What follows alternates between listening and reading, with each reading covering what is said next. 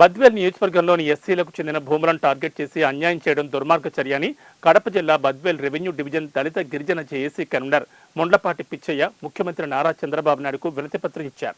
ఈ సందర్భంగా ఆయన మాట్లాడుతూ దళితులకు చెందిన భూములను అన్యాయంగా దౌర్జన్యంగా అసైన్మెంట్ చేసుకోవడం, లాక్కోవడం, దొంగ డాక్యుమెంట్ సృష్టించి ఫోర్జరీ సంతకాలతో దళితులకు చెందిన భూములను ఆక్రమణ గురించి సీఎం దృష్టికి తీసుకోవడం జరిగిందన్నారు.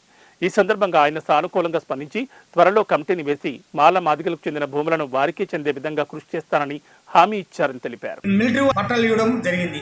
ఈ విషయం మేము ఎన్నిసార్లు అధికారులు చెప్పినా కానీ మిలిటరీ వాళ్ళకు పట్టాలు ఇచ్చేసినాము అని చెప్పిండు. కానీ బద్వేల్ తాలూకా దళితులకు చెందిన భూములపై టార్గెట్ చేసి అధికారులు అయితేనేమి, ఏ ప్రభుత్వం ఉంటే పాలకులు అయితేనేమి ఈ విధంగా చేయడం అన్యాయం అని చెప్పేసి మేము సీఎం గారి దృష్టికి తీసుకోవడం జరిగింది.